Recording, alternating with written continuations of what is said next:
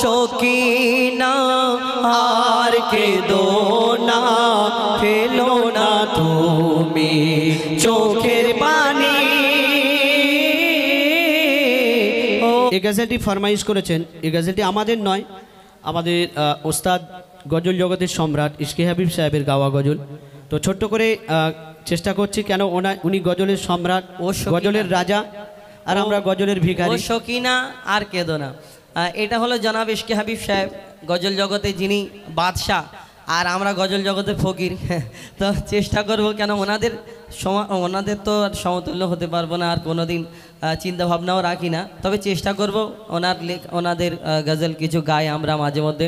তো ফরমাইশ করেছেন ও সকিনা আর কেঁদো না, ফেলো না তুমি চোখের পানি, ওটা গাওয়ার চেষ্টা করব ছোট্ট করে, তারপরে ডুয়েট গাইবো। তারপরে ফরমাইশ যেগুলো বিনা দানার খেজুর এবং হাবিল কাবিল প্রশ্ন করে, হাওয়া আদমকে তোমরা মোদের বাপ মা, তোমাদের মা বাপকে। আদম আলাইহিস সালামের সন্তান প্রশ্ন করে, বলো তোমরা আমাদের বাপ মা, কিন্তু তোমাদের আব্বা মাকে কে জন্ম দিয়েছে? তানাদের কি উত্তর দেবে, কেন তানাদের তো বাপ মা ছিল না? কি ঘটনা?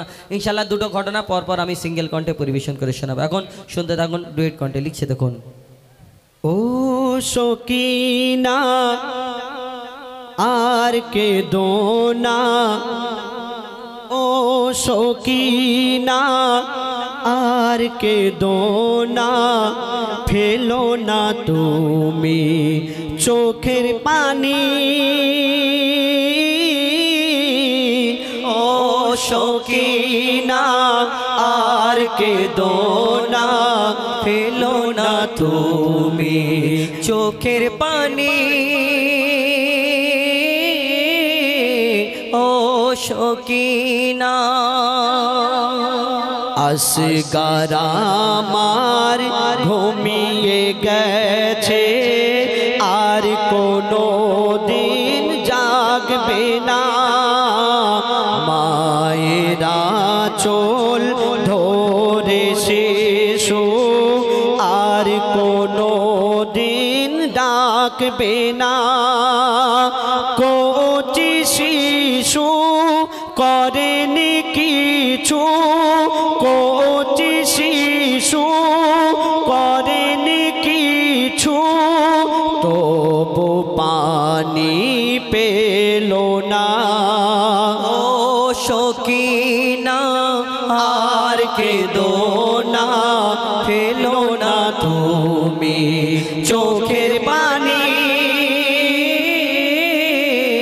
ও সকিনা আর কেঁদো না, ও সকিনা আর কেঁদো না, ফেলো না তুমি চোখের পানি।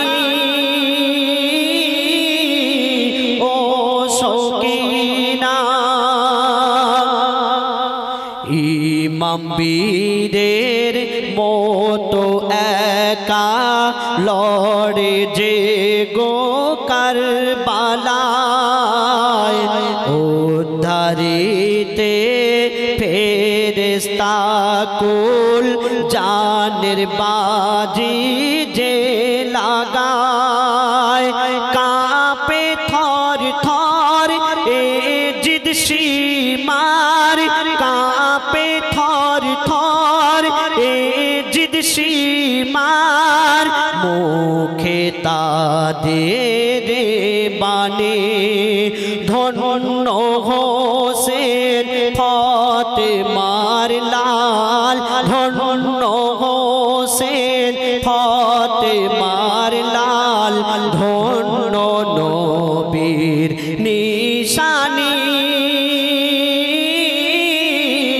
ও সকিনা আর কেঁদো না, ও সকিনা আর কেঁদো না, ফেলো না তুমি চোখের পানি।